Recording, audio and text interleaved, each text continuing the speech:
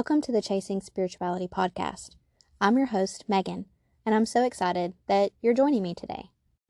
Each episode is full of heartfelt and expansive content that will really help you expand your consciousness and grow as a person.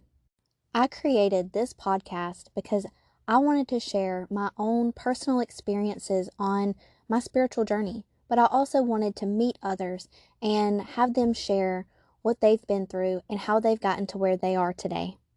If you haven't done so already, it would really mean a lot to me if you could rate and review the podcast. This really helps the podcast grow and reach more people, but it also allows me to get more guests on the show. Now on to today's topic. Hello everyone, welcome back to Chasing Spirituality. I am super excited that you're here. I'm super excited to be here and bringing you a new episode. And we are going to be continuing with our chakra series.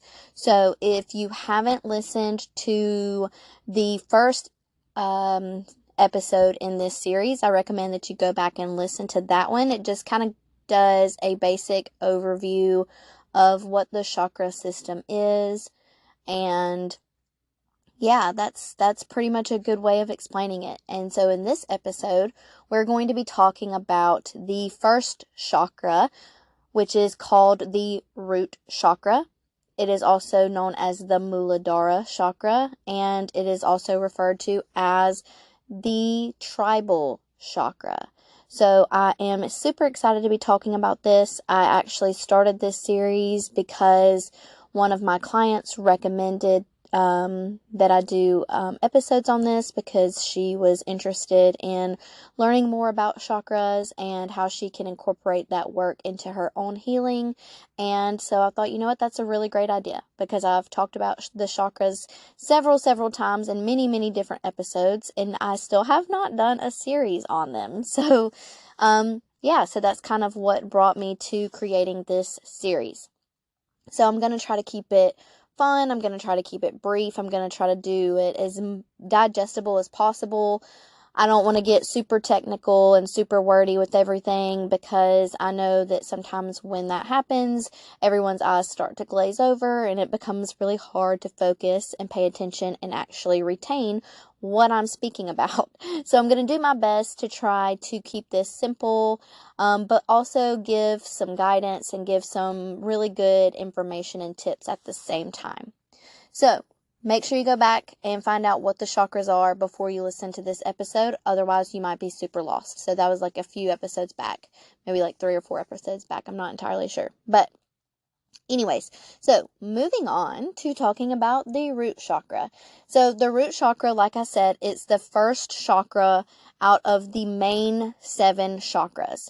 And the root chakra is at the base of our spine. So it's kind of like at your tailbone area. And this is a very important chakra, in my opinion, probably the most important chakra because it is your foundation.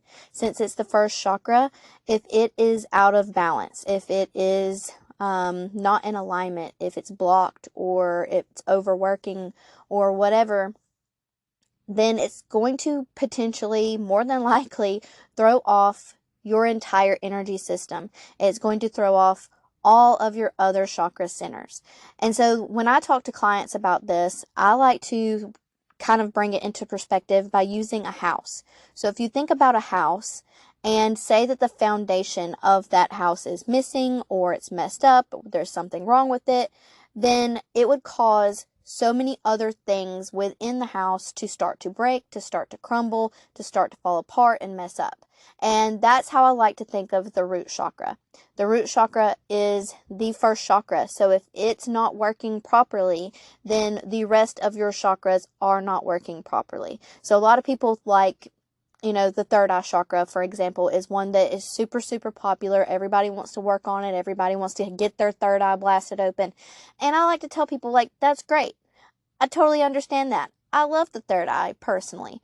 But if your centers below the third eye are not working properly, they're not balanced, then you're not going to be able to keep that open. It's just not going to happen.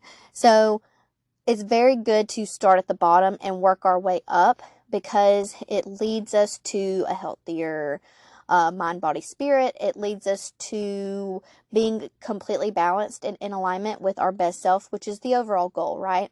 So the first chakra, or the root chakra, like I said, is located at the base of the spine, and it's often represented by the color red.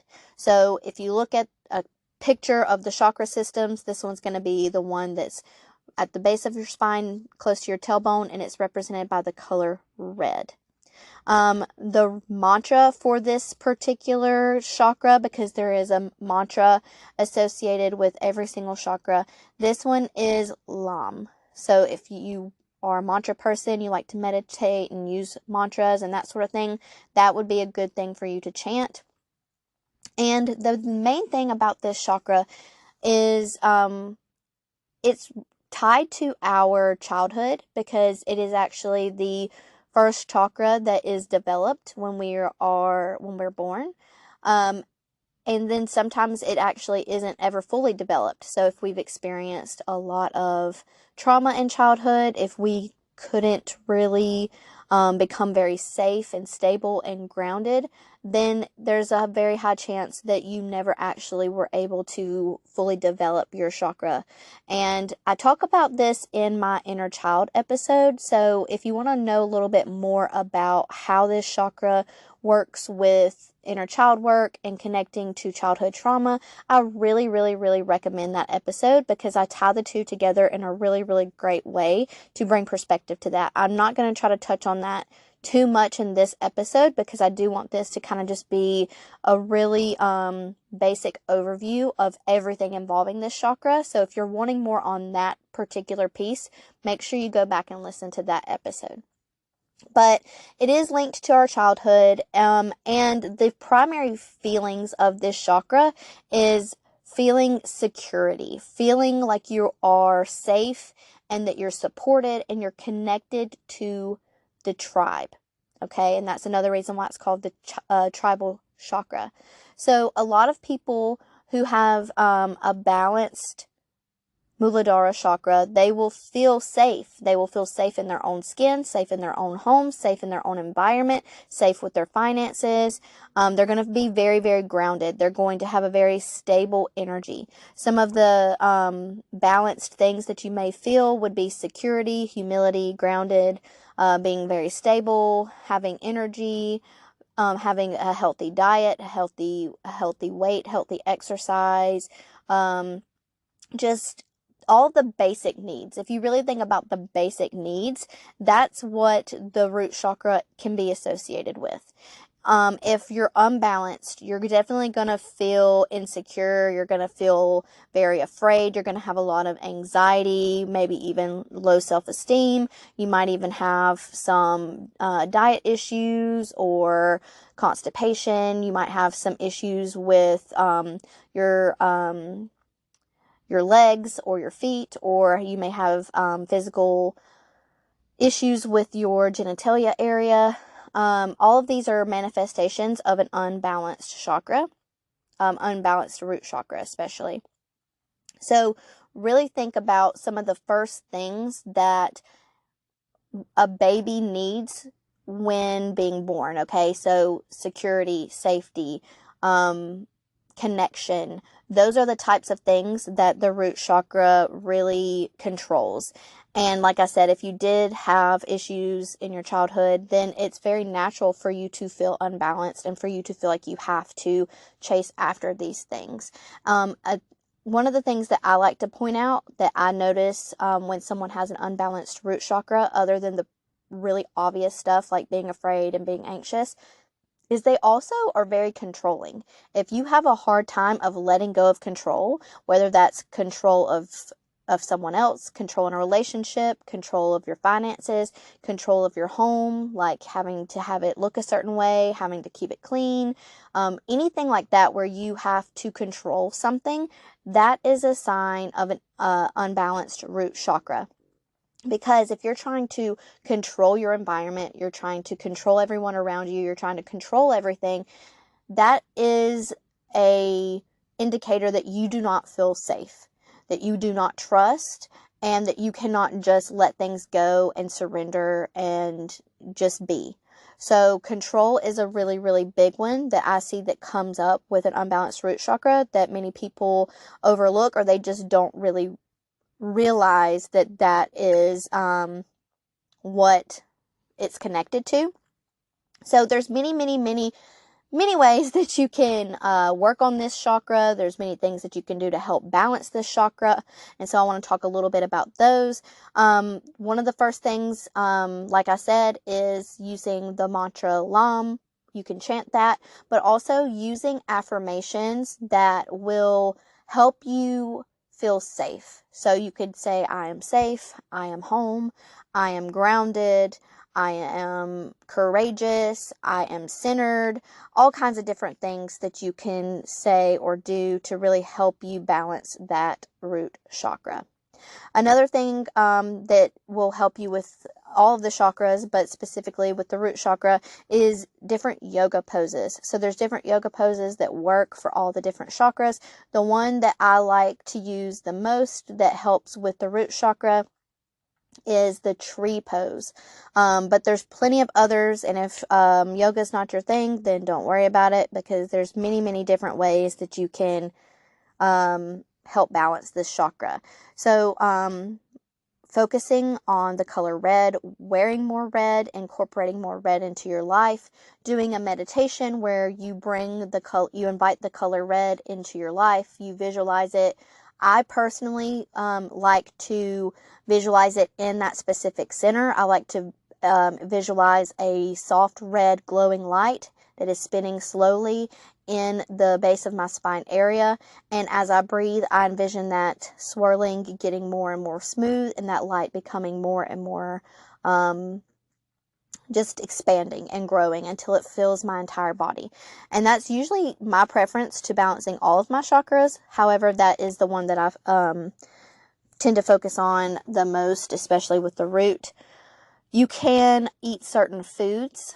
Eating certain foods can really help you balance your root chakra more. Root vegetables, red foods, and spicy foods are all great ways to help balance that root chakra. And then last but not least, crystals. There are lots and lots of crystals that you can use, and also sounds. Different sound frequencies can also help you clear out blockages and really help you balance that root chakra. So crystals, I would recommend using pretty much any of the red crystals, but also any crystals that are going to help you feel grounded and help you feel safe and secure. So a lot of crystals are going to be either, like I said, your red crystals or your black crystals. These are going to be the best ones for helping you balance that root chakra. Some of my personal favorites is probably red jasper, black obsidian, red tiger's eye, and smoky quartz. These are all really good for balancing the root chakra. You could also just use clear quartz, because clear quartz is an amplifier and it's good at healing, and it's really going to do anything, as well as selenite. All of these can really do whatever you need them to do. Just set the intention and you're good to go. I'm definitely an intention person. And then I'm also kind of, you guys know how I am. I believe that, we should always use our own intuition. So if you know that you're working on your root chakra and there's a certain crystal that just jumps out to you and it's like, hey, I want to help you, go for it. I don't care if it is a crystal that's normally used for the crown or for the heart. If it's speaking to you and it's telling you, I want to help you, I'm here to help, I'm going to help you get balanced, just go for it. And then sounds, like I said, there's different ways that you can incorporate sound into your own healing. You can do sound bowls. You can see a practitioner that uses sound bowls, or you can even just listen to some frequencies on Spotify. Like whatever works for you, whatever you can do that's convenient and easy and accessible. And then one of the last things that I want to talk about that you can do to help you get balanced in your root chakra is Reiki. Reiki is really good for balancing all of your chakras. In fact, that's what Reiki does, is it helps you get balanced. It helps you get in alignment with all of your energy centers and your highest self, and it helps you clear blockages and negativity and things that no longer serve you. So Reiki is an excellent tool to use if you are working on any of your chakras, but especially your root chakra. So I think that I was able to keep that pretty condensed and to the point. And so I hope that now you have a better understanding of the root chakra and how that works and how that manifests and ways that you can do to balance that and heal that. And if you enjoyed this episode, make sure that you go and you leave me a 5-star review on Apple if you haven't done so already. And I look forward to seeing you in the next one. So, I decided to record a guided meditation for the Chasing Spirituality community. And this is going to help you connect and clear any blockages that you have that are in your root chakra. So if you are interested in listening to a guided meditation to help you with your root chakra, you can go over to the Chasing Spirituality community, and that is live in that community now. I hope that you all enjoy it. Wait, before you go, I want to share how you can receive a free reading with me. Listeners of the podcast, if you go and leave me a review on Apple, and then send me that review to chasingspirituality.com, you can get a chance to win a free reading of your choice. This can be psychic or mediumship. Once a month, I will choose one of the listeners to receive the reading. And I won't pull your name out of the drawing until you're chosen. This will help the podcast grow, but will also allow me to give back to my listeners. Hope to hear from you soon. Thank you so much for joining me today. If you enjoyed this episode, please share it with someone you love. And it would mean so much to me if you could rate, review, and subscribe so that the podcast can reach and assist more people. Until next time, I'm sending you so much love.